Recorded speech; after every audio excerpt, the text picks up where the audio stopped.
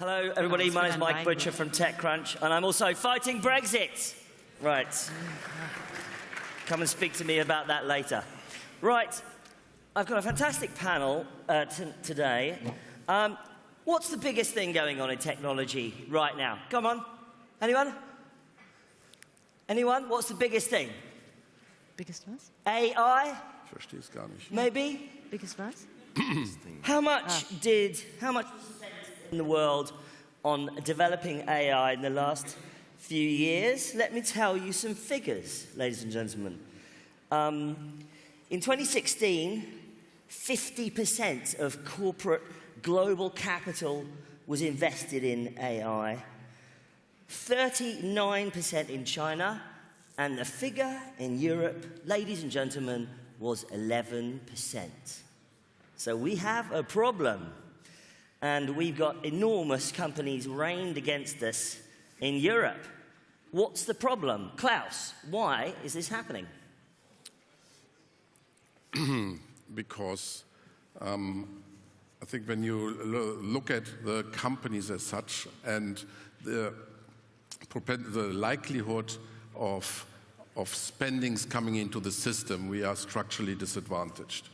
So the companies as such have a lower ambition to spend in that regard. Only Volkswagen has R&D spendings that level up with the leading ones.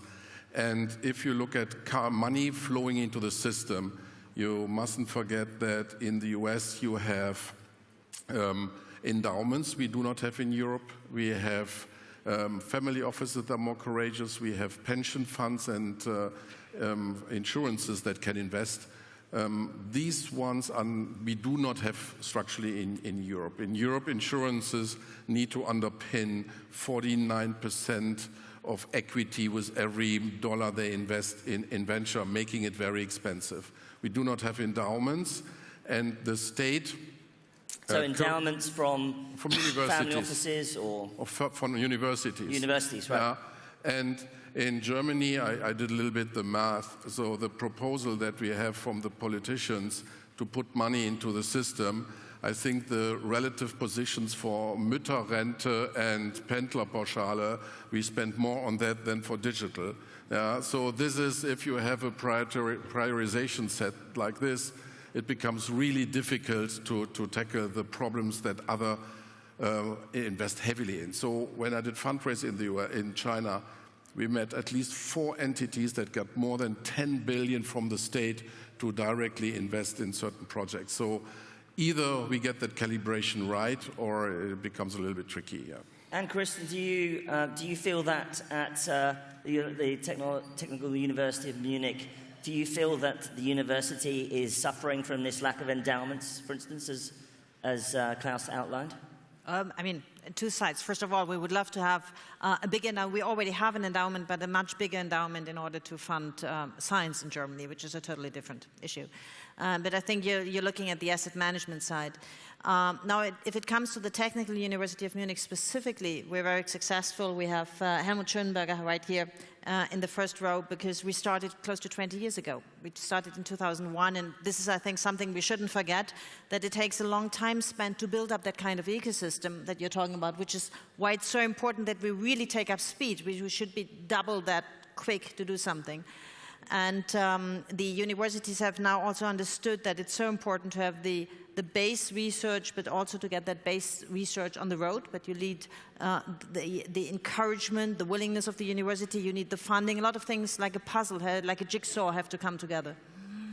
And Niki, for your perspective, you seem to think that the charge really should be laid at the door of corporates and early stage startups. Why do you think that is? Well, first of all what Klaus and Ann-Kristin said, I agree. We have a structural issue. We do need a lot of time to build a real breathing ecosystem. But I mean, if you look into the coalition contract, page 42, it clearly says there is a commitment for a digital transformation fund. And I think who is really challenged are the corporates in Europe. We've spent the last 10 to 15 years digitizing the core asset. So now there's no excuse not to go into incremental and disruptive businesses, and those are going to be built by startups. What do we need? We need a corporate asset so that startups can use it as a business development opportunity, and we need the funding that Klaus is referring to in order to be able to grow. We need European Flixbus, Konex, you name all those companies. They need to become European champions so that we have a stake, so that we have a seat at a global table. But we're all familiar with the fact that Europe is really a conglomeration of fragmented markets. We don't have these huge single markets that the US and China, for instance, have. Therefore, you can't get these big platform players, Google, Apple, Facebook, Amazon. Note that we no longer talk much about Microsoft. And so therefore, you know, we just don't have the opportunity to build those big platforms, do we? I mean, do you think, I mean, well, okay, you go first, and I want to turn to Klaus about that. I disagree. We don't have a single market. Oh, sorry, I just have to disagree.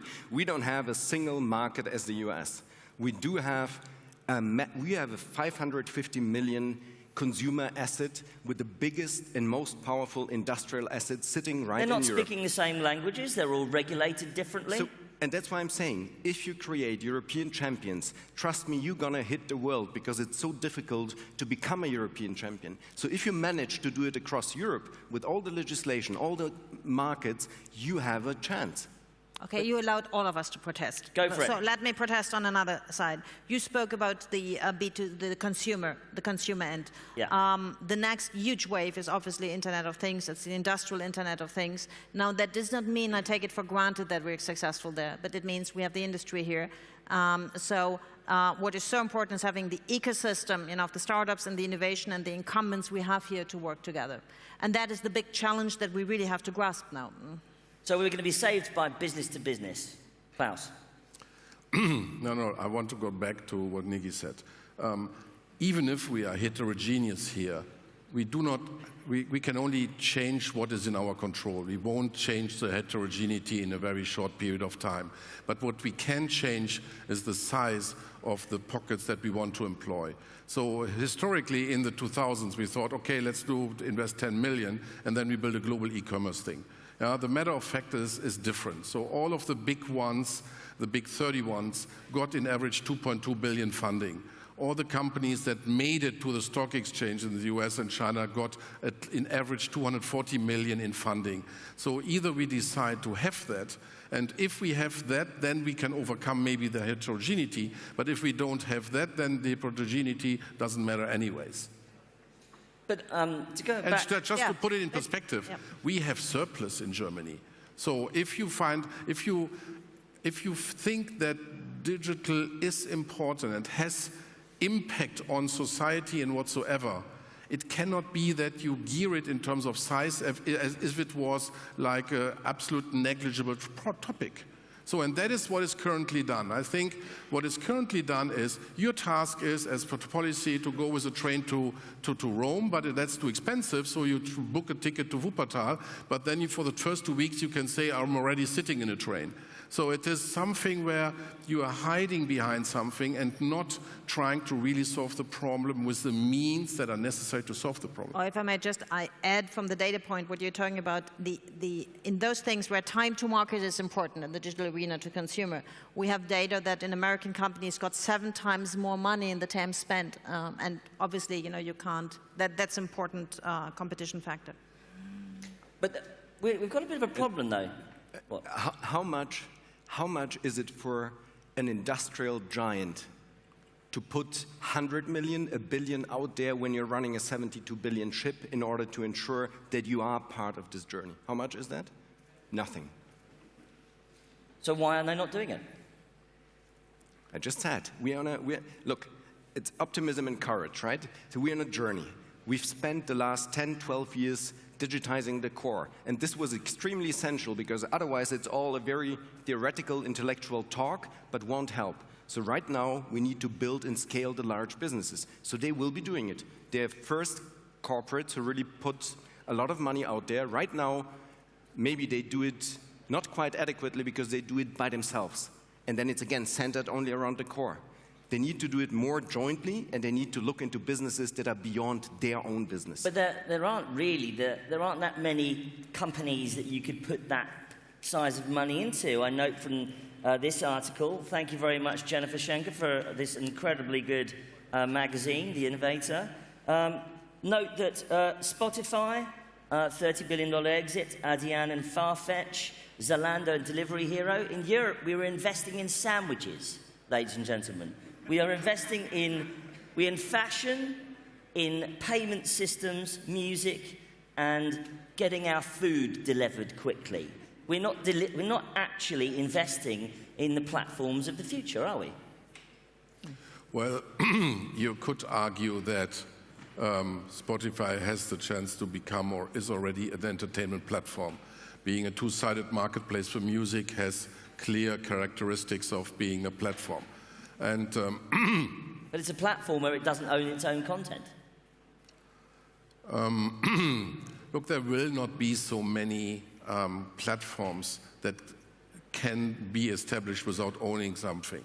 Yeah, so it has been the case in messaging, it has been the case in connecting people, but everything which is the next generation, it deals with stuff that is in the world and which is currently owned by somebody, and you will have to deal with the fact that the next platforms will be centered around more like structures that the Spotify has to deal with.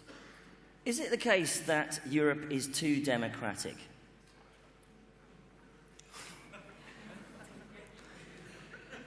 So where do you see China is, let's face it, China is effectively a dictatorship at this point. But where do you want to head? The US is becoming one. Yeah, but where do you want to head with that question? So where would democracy get into the game there? The only way it's regulation in Brussels. Yeah? I rest my case. Yeah, but okay, so just scroll back all the discussions that were here from Americans, from Asians. Everyone is saying, you guys have such a value system that we hope, we've been now in the teenage of digitization, now we hope that you guys out of Europe will put up a European agenda, a plan, how we deal with privacy, how we deal with data, how we deal with ownership of my own personal data that I put out there. So I think that's a massive advantage that we have, that we are a democracy. I mean, sorry. Yeah. No.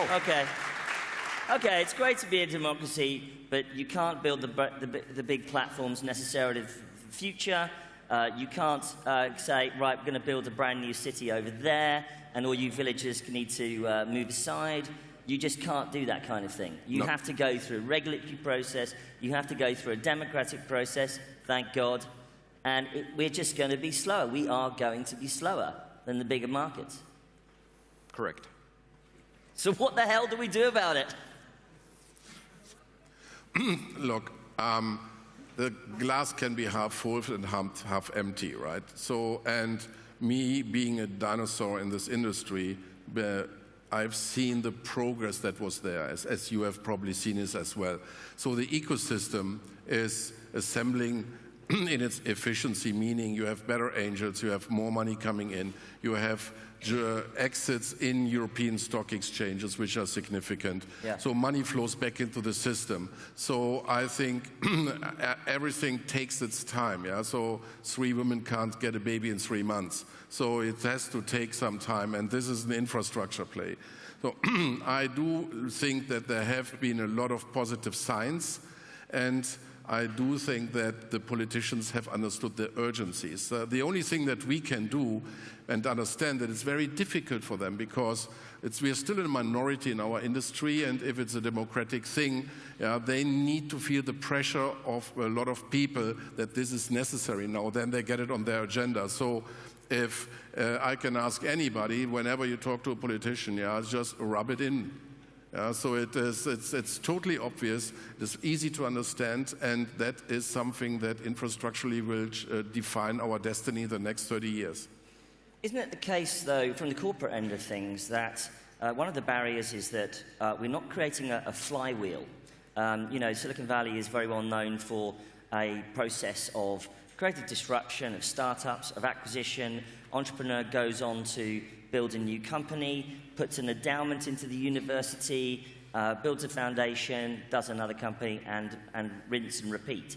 And one of the things that we're not doing really enough in Europe is why is SAP not acquiring startups? Why and creating that flywheel of innovation? Why is the biggest companies in Europe not acquiring startups nearly as much as US-based companies? Why is it the case that when Dailymotion wanted to exit many years ago to Yahoo, the French government stood in the way and said, we can't have an American company buying a French company? Why is that going on? Okay, one answer to that is that times have changed, and historically Germany has been very good in and very differently organized than the American industry in developing innovation within the companies. It was just a structural difference between an American market where you had much more change and startups and whatsoever, and an internal development of much more incremental innovation. And this system that has been successful for a very long time works less in times that are that disruptive, which is one answer to your question. I think the second answer that is very important to understand from an American perspective is that our relationship to capital markets is different, which is a big issue. We have only opened capital markets American style some decades ago. And for example, if you also see the amount that Germans invest into the big public companies, this is much less than what you see in other places. So we must change our perspective about capital markets as such. And our investments into startups are only a consequence then, about what we do in general about investments in shares and whatsoever. Klaus. I think, first of all, if you have a capital market, as Ann-Kristin said, the share in the US is a payment mechanism, as it's a currency.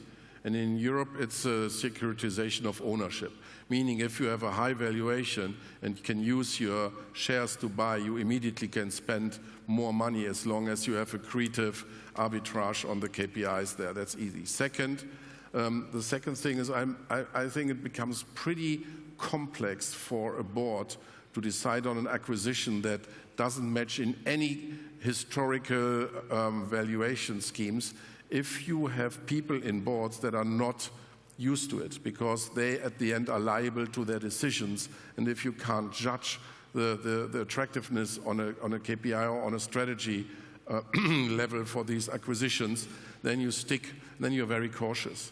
I've seen that when General Motors went bust, 2 years later they invested 500 million in Lyft. And the German car industry has been during that time profitable nearly in the double-digit billion every year, and they have invested relative to that pretty less, unless I didn't see it. Looking at maybe industrial policy, and much was made of the so-called Industry 4.0 initiative a few years ago, and yet, let's face it, that doesn't seem to have kicked in nearly as much in the corporate world as perhaps people thought it might or ought to. What do you think is the stumbling block? What's the block to that becoming a real engine of growth for Europe? First of all, I think that's probably true for 2016, but not true for 2018 and 19. I mean, if you had a board member of Siemens here, I think he would give you a very different answer. And if you look into their revenue and profit statements, would be confirmed. Munich Re just bought Relayer, an IoT company. So I think industrial players have an easier time understanding IoT around their core, where they have difficulties imagining new businesses enabled by IoT. That is where I would agree we are right now entering into. So when I'm a reinsurance company, how does it help my business to be into an IoT business? And that's probably what we're going to see now more and more in this year, the next year, and the following year. And by the way, there were a lot of acquisitions by the companies that you mentioned in the last years. Not as many as Klaus correctly said, but I think it's about the consistency. It's not a one-off, because then exactly you get into this, that people are sitting in the boardroom and saying, wow, what's that valuation? Who did that? Why are we doing this? If you have a real funnel where you understand how you grow your own companies, how you partner, when you buy and acquire, then you get a much better sense for valuation, for value contribution, and so on. So we are on that way. We're clearly in the corporate world on that way. What about, Ann-Kristin, what about universities? The US is famously open to the idea that students should do startups while they're at university, whereas many European universities control intellectual property while students are still studying. Their accelerators tend to be too locked down on how they allow their students to innovate or to create, to create and innovate. Perhaps the charge should be laid at the door of many European universities. Yeah. Let me challenge you on that one. If you look at what has happened at American universities, it was not the faculty that really fought for entrepreneurship and tech transfer. It was the students doing it.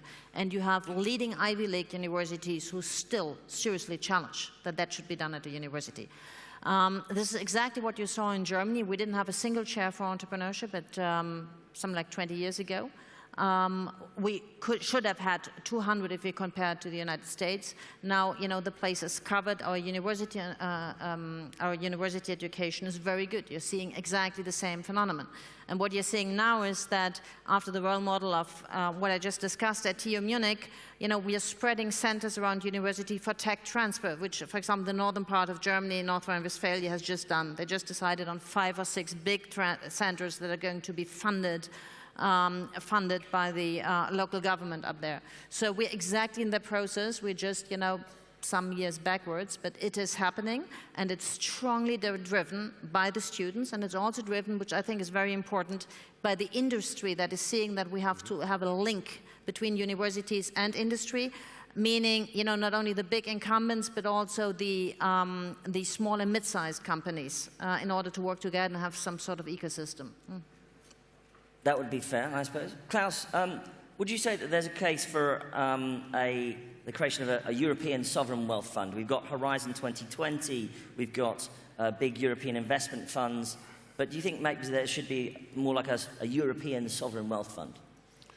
I think what the sovereign wealth funds have changed the landscape, especially with arguing that SoftBank Vision Fund is a sovereign wealth fund. I think the effects are pretty interesting because the big companies have political power. So when the discussion is Facebook not against another social network or another state, it's an entire continent. Yeah? So that probably shows how much the political power is. And if you see the big 30 companies which are not listed digital, they were in finance in 8 years with 64 billion. So something that a SoftBank Vision Fund could fund with 60% of its capital, meaning that fast forward in 10 years, Masa-san controls the boards of the most important 20-25 digital companies. So there is a political impact by financing the big tech companies. So to give you some numbers, out of the 64 billion, the European capital has taken part in 14% of the financing rounds, invested 1.9% of the capital, and is represented with 1.4% in the cap tables. So we are totally dwarfed in this total environment. So, meaning I think that it's a little bit like the self-esteem we have as Europeans. If we have the count of people in Europe, if they have the buying power, if they have the GDP, any reasonable number should be in the vicinity of 20-25%.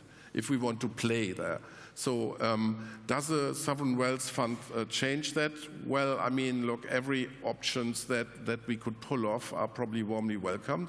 But I would rather state that we should, in Europe, start to think about the deployment of capital in another way, because the others have surpassed us there and have created strategical advantages, platform advantages, political advantages, which go with the way of financing the companies. So just give you an example, all the bigger companies that we have in Europe, the moment that they need a 50 million check, the 50 million check comes from a foreign investor.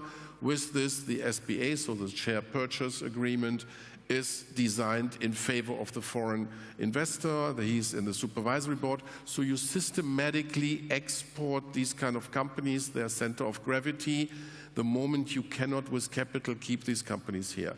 So there is a large shift in the structural importance of financing, and therefore we need to have a rethink about the whole structure of that system. Well, you have heard some of the ideas about how we can break the deadlock in Europe. Ladies and gentlemen, I think you probably agree with me that we should invest in these big data plays, the future technologies such as AI, and possibly less companies that make and deliver sandwiches. Thank you very much.